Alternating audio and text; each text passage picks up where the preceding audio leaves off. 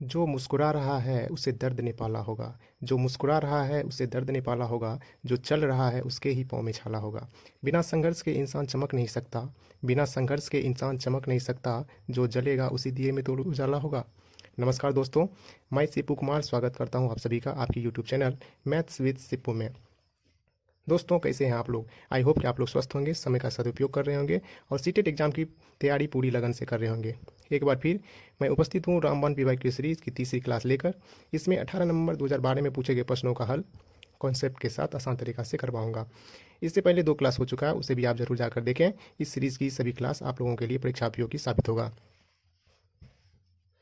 पुनः मैं आप लोगों को बताना चाहता हूं कि रामबाण पीवाई की सीरीज़ में 2011 से 2026 तक पूछे गए प्रश्नों को कवर करवाऊंगा, इसलिए आप लोग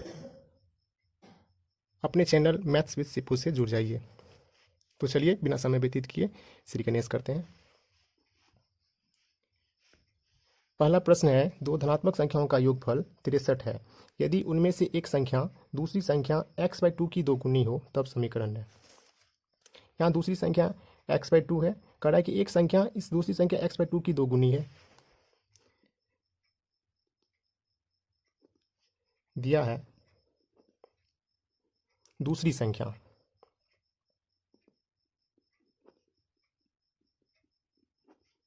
x/2 और कह रहा है कि पहली संख्या जो उनमें से एक संख्या जो है इस x/2 की दोगुनी है। तो इसलिए पहली संख्या कितना हो जाएगा? इसकी दोगुनी है, तो 2 गुना x/2, 2 से 2 कैंसिल हो जाएगा, तो पहली संख्या निकल गया x। अब कह रहा है प्रश्न में कि दोनों धनात्मक संख्याओं का योगफल कितना है? 63 है।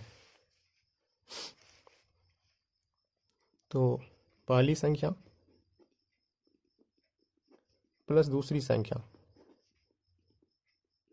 बराबर 63, ये प्रश्न में दे रखा है। तो पहली संख्या निकला x और दूसरी संख्या x/2।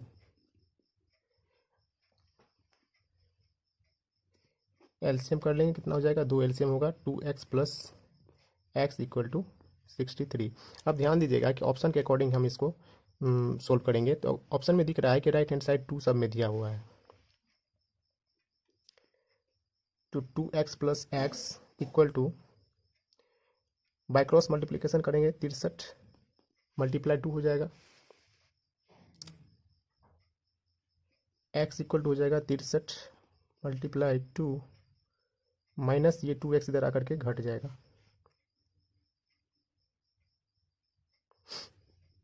2 एलसीएम सॉरी कॉमन ले लेते हैं, 63 माइनस एक्स। 63 माइनस एक्स को लेफ्ट हैंड साइड ले आइए, तो x by 63 minus x equal to 2। Option number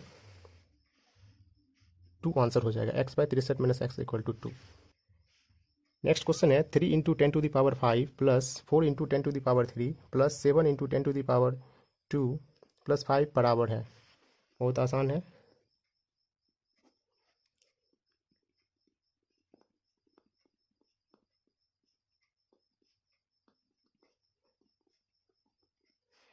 देखिए, पावर जो 5 दे रखा है ये 0 को रिप्रेजेंट करता है। तो यहाँ पे 3 इंटू 10 की पावर कितना है? 5। तो इसका मतलब 5 शून्य हो जाएगा, 0 हो जाएगा। 2 3 4 5, यहाँ पे 3 हो जाएगा, यहाँ पे 2 हो जाएगा प्लस 5, तो ये हो जाएगा 3 लाख प्लस 4,000 प्लस 700 प्लस 5, ये हो जाएगा 3,04,705। 3,04,705 ऑप्शन नंबर 1 आंसर हो जाएगा इसका। नेक्स्ट क्वेश्चन है, संख्याओं 5.02, 5.18, 5.12, 5.007 और 5.018 के माध्य और माध्यिका का योगफल है। पहले दिए गए सभी प्रेक्षण को लिख लेते हैं।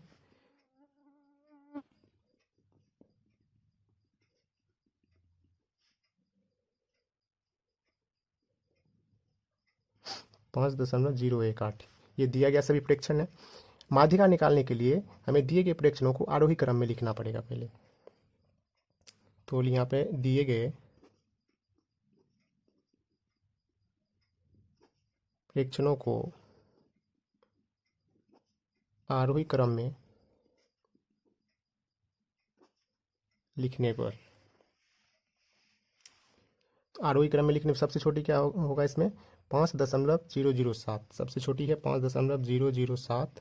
उसके बाद होगा 5.018।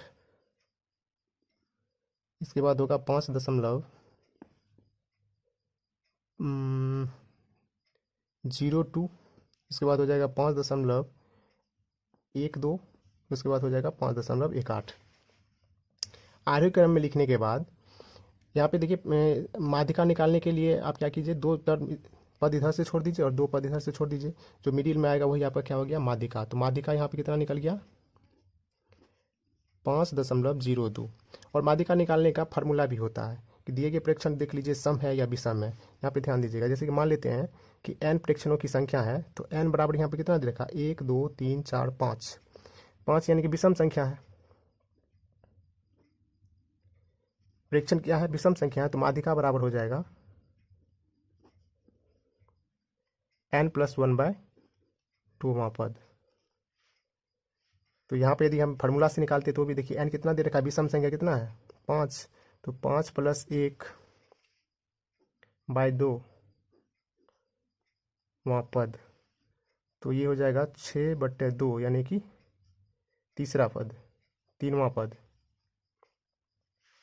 तीनवां पद 1 2 3, तीनवां पद यही है 5.02।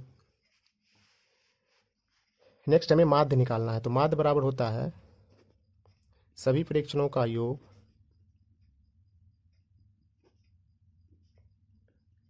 बटे प्रेक्षणों की संख्या।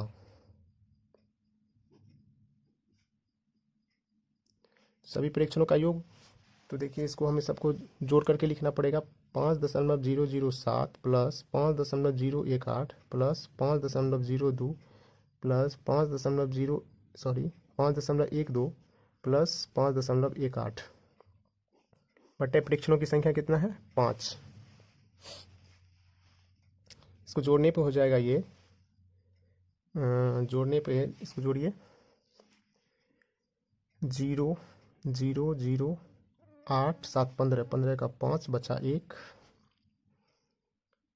8 1 9, 9 2 11, 11 2 13, 13 1 14, 14 का 4 बचा 1, 1 1 2 1 3,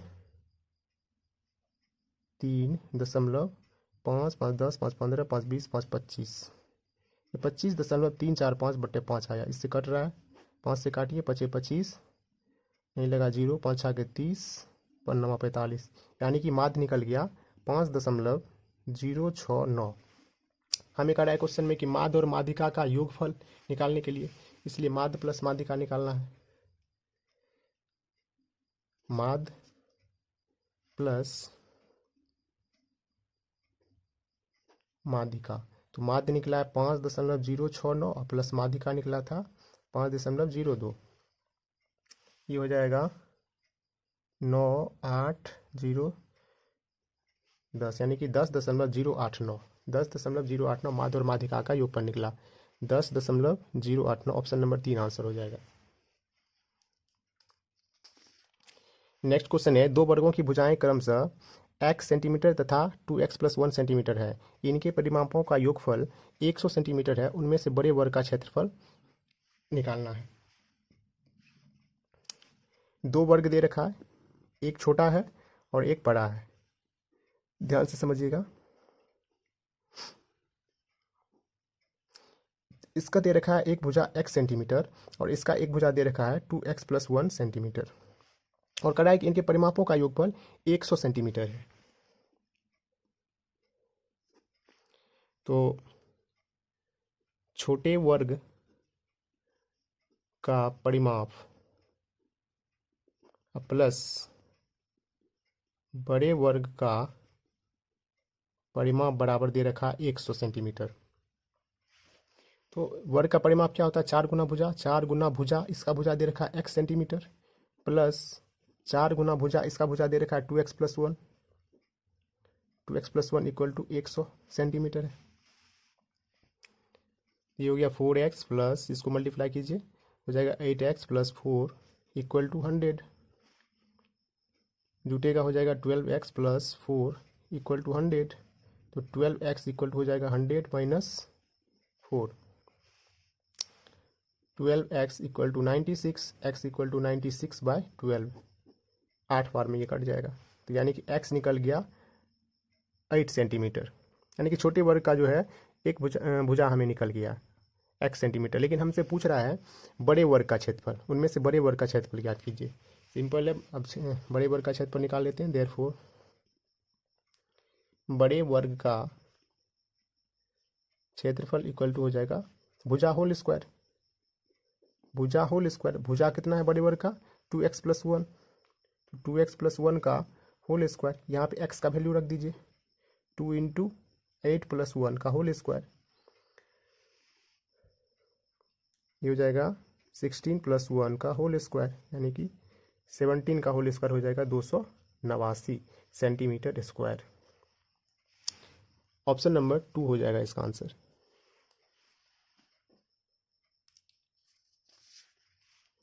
नेक्स्ट क्वेश्चन है, किसी घन का आयतन 125 सेंटीमीटर क्यूब है, इसके एक फलक का क्षेत्रफल है। ध्यान से समझिएगा, घन में कितने फलक होता है? घन में टोटल 6 फलक होता है। घन में टोटल 6 फलक होता है और सभी फलक क्या होता है? वर्गाकार होता है। घन में 6 फलक होता है और सभी फलक क्या होता है? वर्गाकार होता है। लेकिन यहाँ पे पूछ रहा है एक फलक का क्षेत्रफल। ध्यान रखिएगा कि घन में 6 फलक होता है, 8 जो है शीर्ष होता है और 12 साइड्स होता है, 12 भुजा होता है। यहाँ पे सभी फलक क्या होता है? वर्गाकार होता है। तो हमको एक फलक का क्षेत्रफल यानी कि हमें वर्ग का क्षेत्रफल कर रहा है। तो सबसे पहले हमें इसका एक भुजा निकालना पड़ेगा। इसका भुजा कितना है? दे क्या रखा है? घन का आयतन दे रखा है। घन का आयतन दे रखा है 125 सेंटीमीटर क्यूब। मान लेते हैं कि इसका एक भुजा ए है, यानी कि घन का आयतन का फॉर्मूला क्या होता है? भुजा होल क्यूब इक्वल टू 125 दे रखा है, यानी कि ए क्यू कितना दे रखा है? 125 दे रखा है। तो यहाँ से ए का वैल्यू यानी भुजा का मान निकल जाएगा, ये क्यूब रूट हो जाएगा इधर आकर के।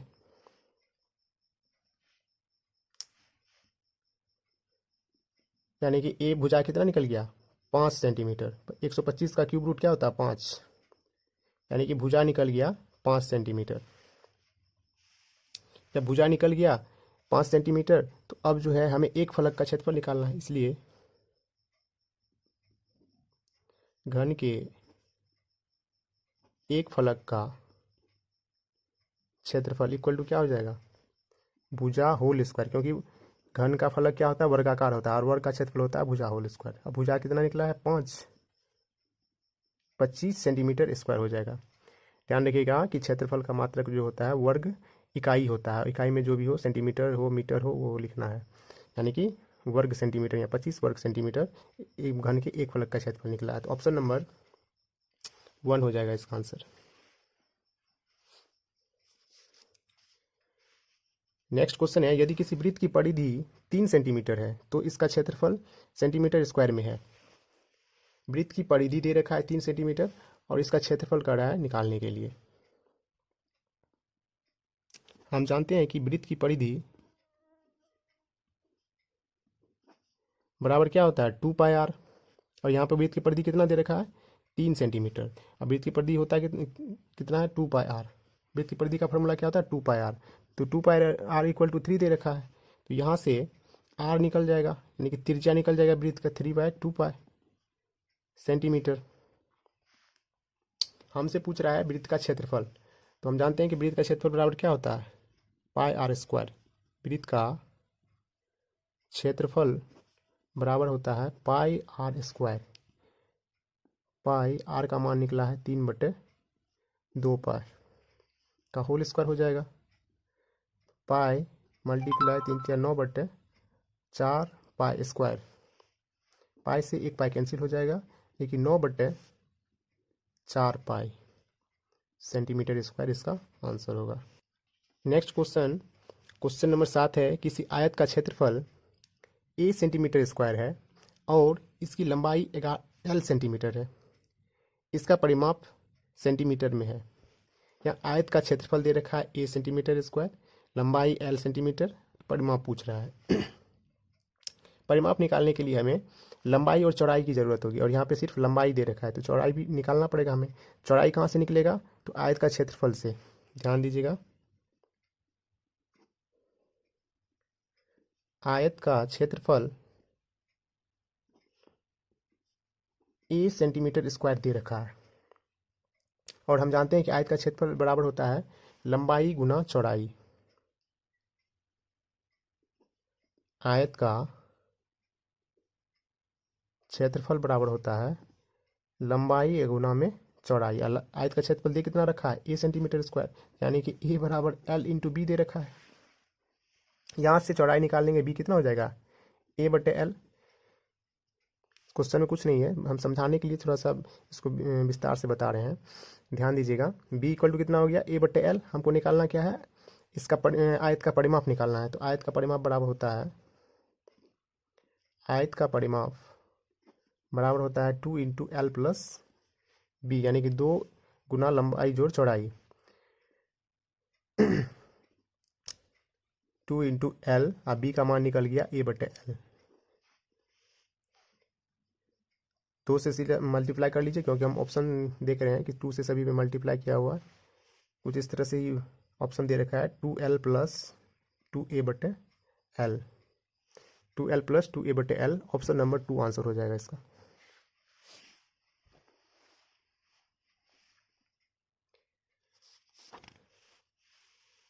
नेक्स्ट क्वेश्चन है कि 0.33 भागा 0.11 को प्रतिशत के रूप में व्यक्त करने पर प्राप्त होता है।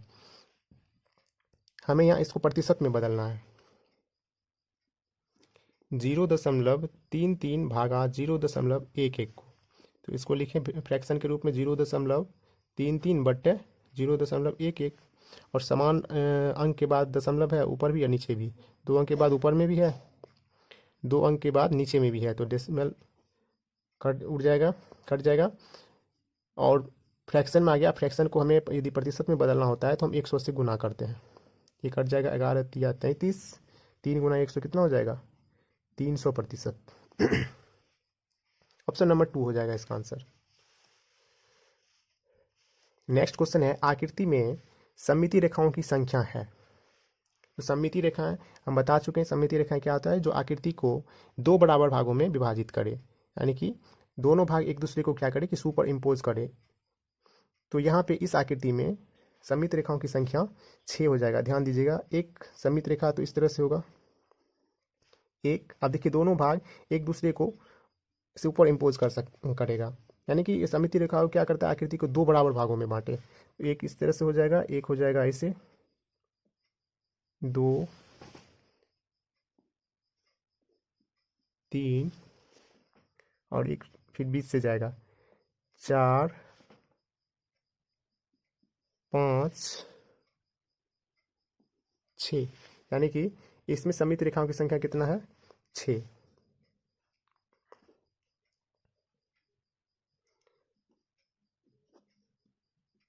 छह सममित रेखाएं होगी। चलिए नेक्स्ट क्वेश्चन देखते हैं।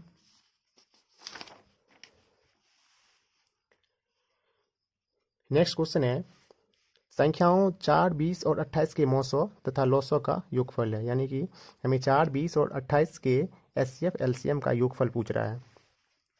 तो एचसीएफ एलसीएम निकालने से पहले आप एचसीएफ और एलसीएम क्या होता है वो जान लीजिए। इससे पहले भी क्लास में मैं बता चुका हूँ। एचसीएफ होता है वह बड़ी से बड़ी संख्या, वह बड़ी से बड़ी संख्या जो दिए गए सभी संख्या को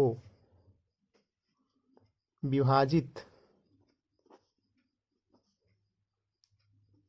कर दे। ऐसे क्या होता है? वह बड़ी से बड़ी संख्या जो दिए गए सभी संख्या को विभाजित करे, यानी कि दिया गया संख्या क्या? 4, 20, 28। वह बड़ी से बड़ी संख्या जो इस तीनों को विभाजित कर दे, वही क्या होगा? इसका एचसीएफ होगा। और एलसीएम क्या होता है? वह छोटी से छोटी संख्या वह छोटी से छोटी संख्या जो दिए गए सभी संख्या से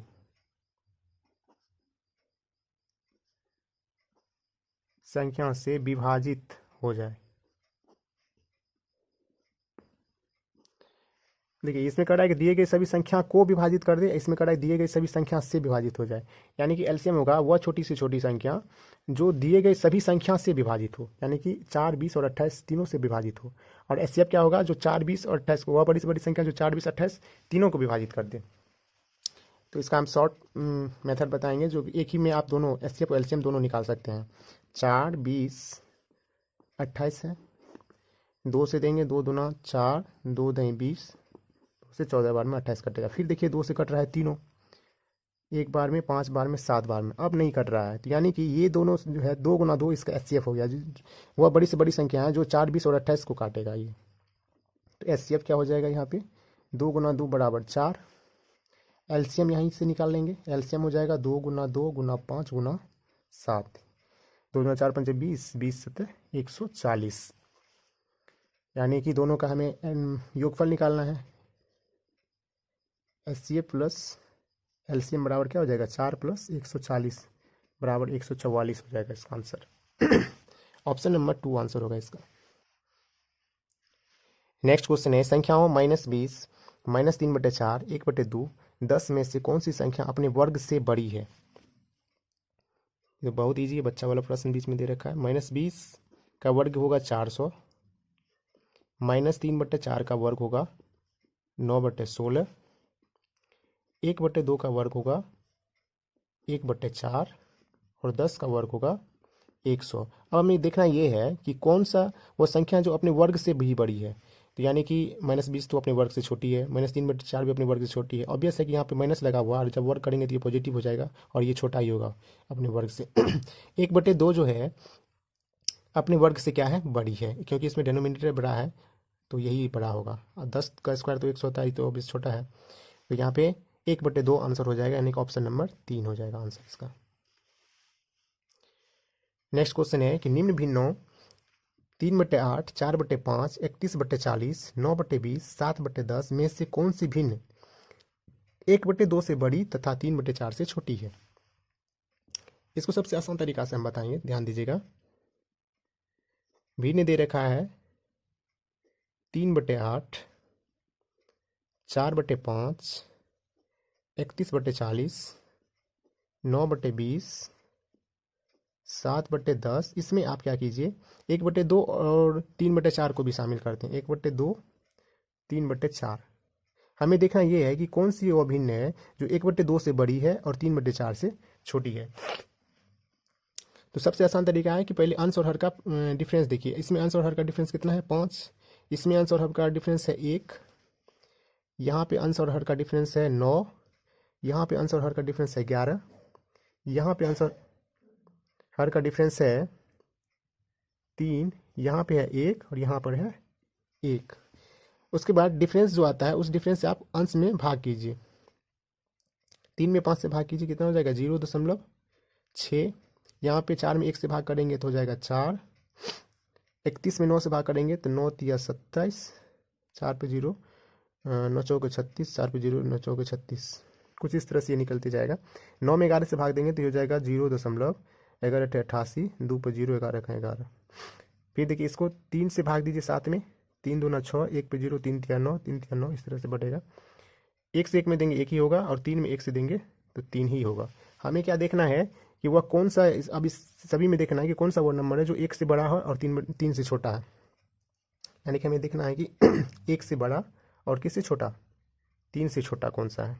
तो 1 से बड़ा और 3 से छोटा हमें क्या दिख रहा है, 2.33 ही दिख रहा है, यानी कि 2.33 ही दिख रहा है। यानी कि 1/2 से बड़ा कौन है, 7/10 है, और ये किससे छोटा है, 3/4 से छोटा है। और यही हमें ज्ञात भी करना था, वह भिन्न ज्ञात करना था जो 1/2 से बड़ा और 3/4 से छोटा है। तो वह कौन सा भिन्न है, 7/10। ऑप्शन नंबर 2 आंसर हो जाएगा इसका।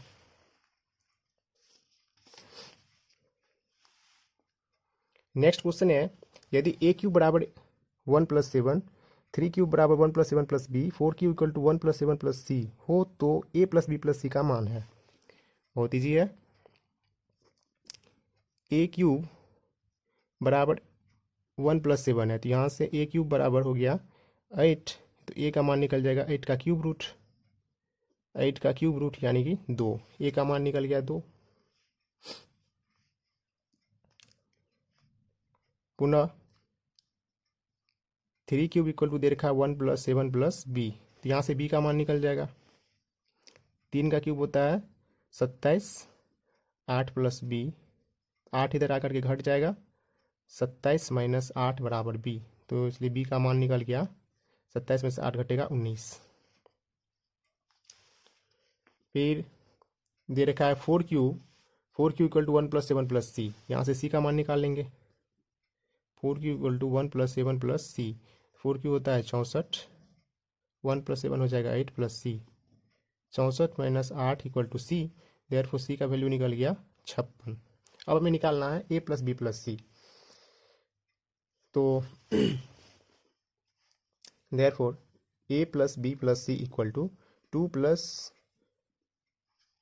19 प्लस 56, यानी ए का मान निकला था 2, बी का 19 और सी का मान 56। 9 2 11 6 17 का 7 बचा 1, 5 1 6 1 7, यानी कि 77 हो जाएगा इसका आंसर। ऑप्शन नंबर 1 हो जाएगा आंसर। नेक्स्ट क्वेश्चन है, दो संख्याओं का योगफल 32 है, उनमें से यदि एक संख्या -36 है तो दूसरी संख्या है। माना दूसरी संख्या बराबर x, दूसरी संख्या x मान लिए, कह रहा है कि दोनों संख्याओं का योगफल कितना है 32 दे रखा है, और एक संख्या कितना है -36, तो प्रश्न से दोनों संख्याओं का योग क्या हो जाएगा, प्रश्न से x प्लस -36, यानी दोनों संख्याओं का योग कितना है 32 दे रखा है, तो x -36 बराबर है 32, तो x बराबर क्या हो जाएगा 32 प्लस 36, ये हो जाएगा 6 2 8 3 3 6 68, यानी कि ऑप्शन नंबर 2 हो जाएगा इसका आंसर। नेक्स्ट क्वेश्चन है, 2010 में किसी नगर की जनसंख्या 30.3 मिलियन है, यह संख्या निम्न के बराबर है, यानी कि मिलियन को हमें कन्वर्ट करना है, ध्यान से समझिएगा। हम जानते हैं कि 1 मिलियन जो है वो 10 लाख के बराबर होता है, 1 मिलियन 10 लाख के बराबर होता है, तो हमें कितना का मान निकालना है 30.3 मिलियन का, इसलिए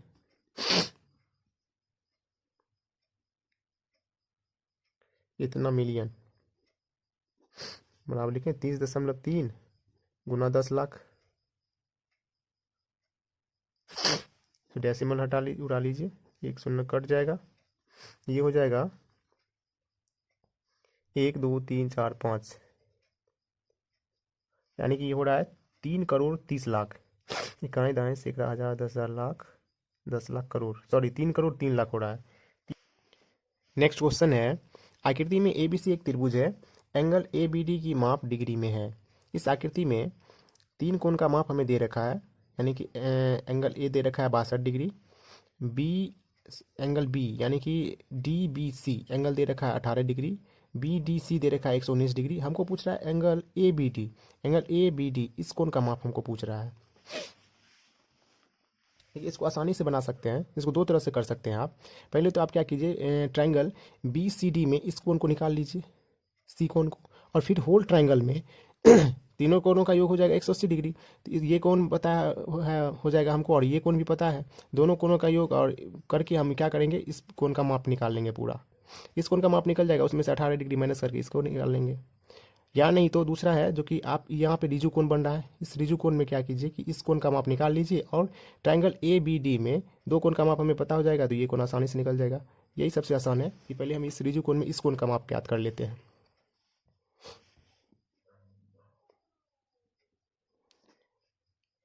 angle BDA plus angle BDC बराबर होगा 180 डिग्री।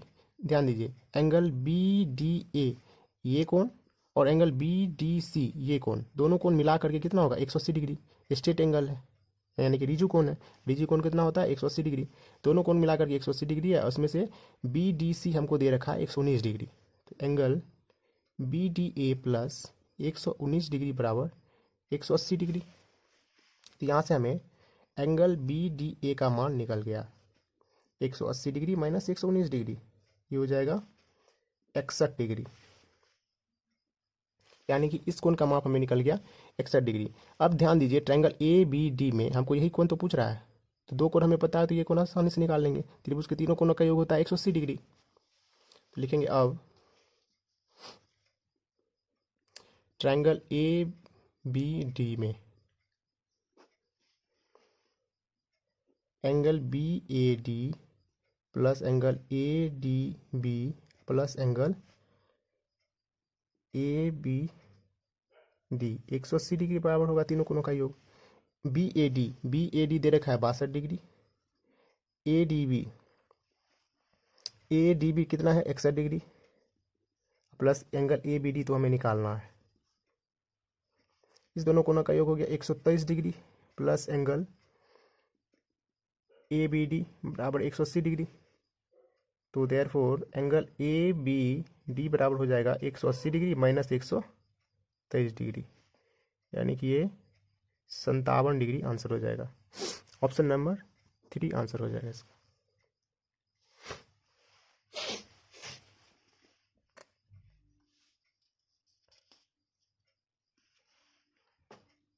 एक बार पुनः समझिएगा इसको। क्या किए पहले इस कोण में रिजु कोण है, ये रिजु कोण में हम ये एंगल निकाल लिए ए डी बी निकाल लिए, चाहे हम इस तरह से कर सकते हैं कि बी डी ए निकाल लिए 61 डिग्री निकल गया। फिर ट्रायंगल ए बी डी में त्रिभुज के तीनों कोणों का योग लगा कितना होता है 180 डिग्री, और दो कोण हमें दे रखा है 62 हो गया 123, 180 में से घटा देंगे ये कोण निकल गया हमको 57 डिग्री। चलिए नेक्स्ट क्वेश्चन देखते हैं। नेक्स्ट क्वेश्चन है ट्रायंगल पी क्यू आर और ट्रायंगल टी क्यू आर एक ही आधार क्यू आर पर तथा क्यू आर के एक ही ओर बने हुए हैं। यदि पी क्यू बराबर टी आर तथा पी आर बराबर टी क्यू हो तो निम्न में से कौन सा सही है। ये क्वेश्चन पिछले साल में भी किए हुए हैं, पिछले वीडियो में भी बता चुके हैं। यहाँ पे कुछ अलग तरह से पूछा गया है, ध्यान दीजिएगा। Correct triangle P Q R, triangle P Q R ये ट्रायंगल क्या है, और triangle T Q R, triangle T Q R ये ट्रायंगल टी क्यू आर एक ही आधार क्यू आर पे बना हुआ है, एक ही आधार क्यू आर पे बना हुआ तथा क्यू आर के एक ही तरफ बना हुआ है। इसमें दे रखा है कि पी क्यू टी आर के बराबर है, पी क्यू टी आर के बराबर है, और पी आर जो है पी आर ये भुजा टी क्यू ये भुजा के बराबर है। तो हमको कराया कि निम्न में से कौन सा सही है, यानी कि ट्रायंगल पी क्यू आर किस ट्रायंगल के कंग्रुएंट है हमें बताना है। ये क्वेश्चन पिछले वीडियो में भी हम बता चुके हैं, यानी पिछले साल ये क्वेश्चन में भी ये दिया हुआ है।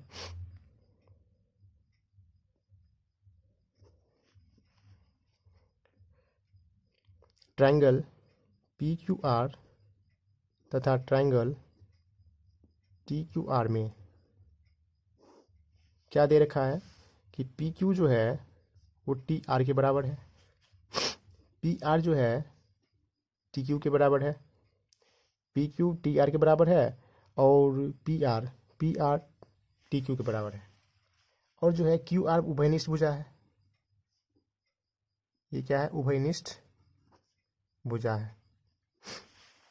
तो यहाँ पे साइड सर्वांग समता नियम से साइड सर्वांग समता नियम से दोनों ट्रायंगल क्या होगा, कंग्रुएंट होगा। अब यहाँ पे सीक्वेंस को भी ध्यान में रखना है कि ट्रायंगल पी क्यू आर किस ट्रायंगल के कंग्रुएंट है। ट्रायंगल पी क्यू आर सर्वांग सम है, ध्यान दीजिए पी क्यू टी आर के बराबर है, तो P Q T R triangle T R बचा क्या Q, triangle T R Q के सर्वांग सम हो जाएगा। सीक्वेंस ध्यान रखिएगा कि पी क्यू जो है टी आर के बराबर है, पी आर टी क्यू के बराबर है, पी आर टी क्यू के बराबर है, और क्यू आर उभयनिष्ठ है, तो क्यू आर उभयनिष्ठ है भुजा। तो triangle P Q R triangle T R Q option number 4 हो जाएगा यहाँ आंसर।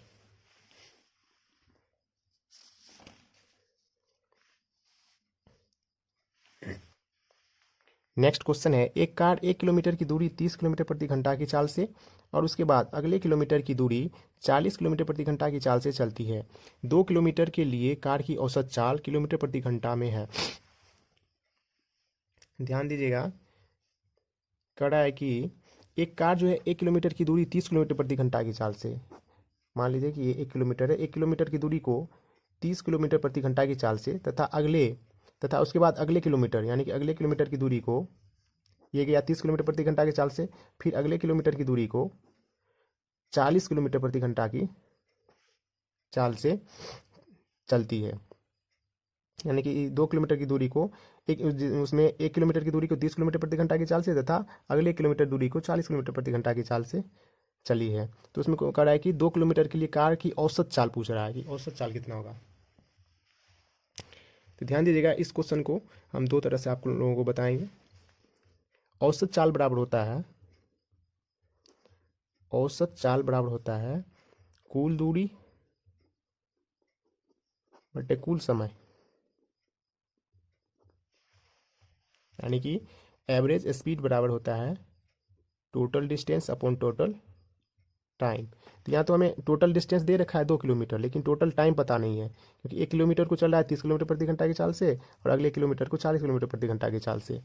तो हमें पहले टोटल टाइम निकालना पड़ेगा। तो सबसे पहले 1 किलोमीटर के लिए टाइम निकालते हैं, यानी कि T1 निकालते हैं। तो टाइम बराबर होगा, तो समय बराबर क्या हो जाएगा, चाल बराबर होता है दूरी बटे समय। तो समय बराबर क्या हो जाएगा, दूरी बटे चाल। यानी कि T1 यदि निकाले तो पहले किलोमीटर कितना किस चाल से चल रहा है, 30 किलोमीटर प्रति घंटा की चाल से। तो दूरी है 1 किलोमीटर और चाल क्या है उसका 30। तो ये पहले घंटा के लिए टाइम निकल गया।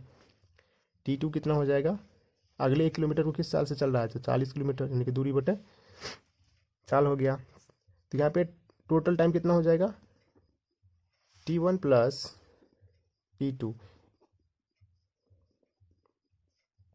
ये हो गया एलसीएम हो गया 120। तो यहाँ हो जाएगा 4 + 3, यानी कि 7/120। ये हो गया टोटल टाइम। तो इसलिए हम अब लिख सकते हैं कि औसत चाल बराबर,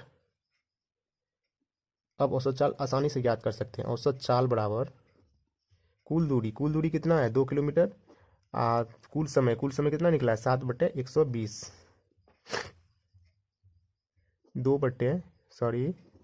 2 इसको उल्टा देंगे कितना हो जाएगा 120/7। तो ये आ जाएगा 240/7, भागा करेंगे तो निकल जाएगा 7 × 21, 3 × 0 7 × 28, यानी कि 34.2/7 किलोमीटर प्रति घंटा इसका औसत चाल होगा। 34.2/7 किलोमीटर प्रति घंटा ऑप्शन नंबर 4 आंसर होगा। इसका दूसरा विधि समझिएगा, दूसरा विधि बहुत ही आसान है।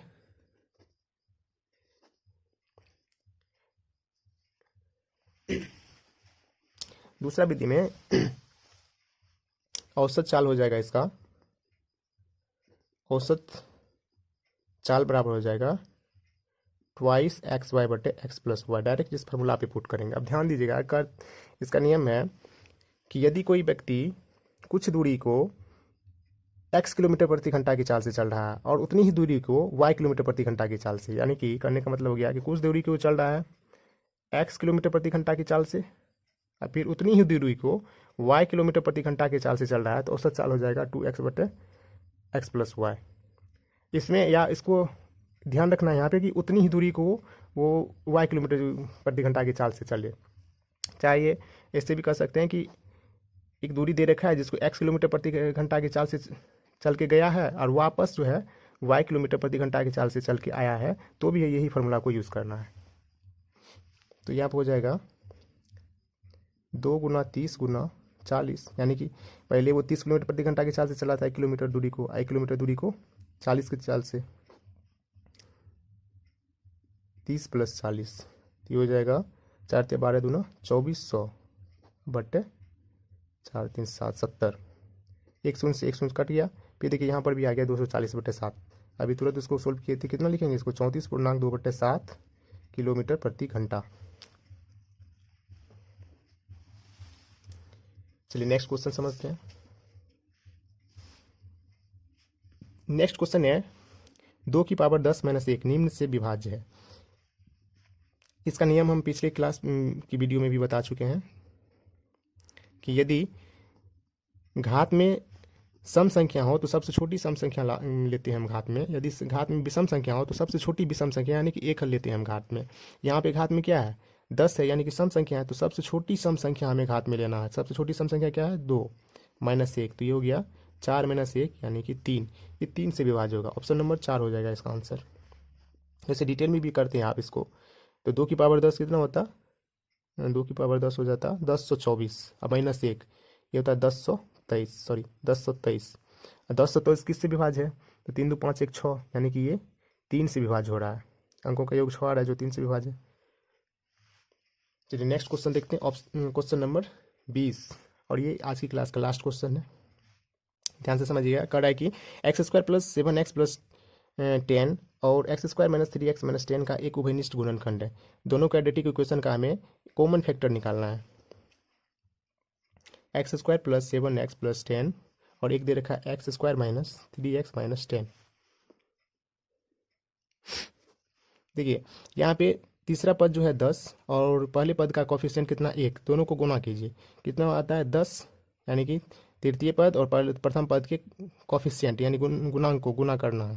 तो 10 और 1 का गुना हो जाएगा, गुणनफल कितना हो जाएगा 10, और 10 को इस तरह से हमें फैक्टर करना है कि योगफल 7 आए और गुणनफल 10 आए। ध्यान दीजिए 10 को हम इस तरह से फैक्टर करना है कि योगफल कितना आए 7 और गुणनफल 10, तो हम लिख सकते हैं 2 और 5, दोनों को जोड़ने पे कितना आएगा +7 और दोनों को गुना करेंगे तो प्लस में 10। तो यहाँ से हमें प्राप्त हो गया, एक फैक्टर हो जाएगा x + 2 और एक फैक्टर हो जाएगा x + 5। ये शॉर्ट तरीका से बता रहे हैं आपको। फिर यहाँ पे ध्यान दीजिए इसका भी फैक्टर करना है हमें, तो प्रथम पद का कोफिशिएंट है 1 और तृतीय पद है -10, तो गुणनफल आ गया -10। अब -10 को इस तरह से हमें फैक्टर करना है, तोड़ना है कि जोड़ने पे -3 आए और गुणनफल -10 आए। तो ध्यान दीजिएगा -10 को हमें करना है, तो -10 को हम कर सकते हैं प्लस में 2 और माइनस में 5। देखिए गुणनफल करने पे -10 आ रहा है, 5 दूना 10 प्लस माइनस -10, और दोनों को यदि ऐड करें जोड़ें तो -3 आएगा, +2 अब -5 -3 आएगा। तो यहाँ एक फैक्टर हो गया x + 2, एक फैक्टर हो गया x - 5। कॉमन फैक्टर क्या दिख रहा है हमें x + 2, यानी कि ऑप्शन नंबर 1 आंसर हो जाएगा। इसी क्वेश्चन को आप डिटेल में करते तो इस तरह से करते, करना तो वही है कि 10 यहाँ आ रहा है तो 10 को फैक्टर करना था, तो x² + 7x को फिर तोड़ते हैं हम, 2x + 5x लिखते +10, x कॉमन लेते x + 2 + 5 कॉमन लेते x + 2, x + 2 दोनों तरफ दिख रहा है, x + 2 कॉमन ले लेंगे तो क्या बचेगा x + 5। फिर इधर देखिए यहाँ पे x² - 3x - 10, यहाँ पे -10 आ रहा था, -10 को इस तरह से हमें फैक्टर करना था कि जोड़ने पर -3 और गुना करने पर -10 आए।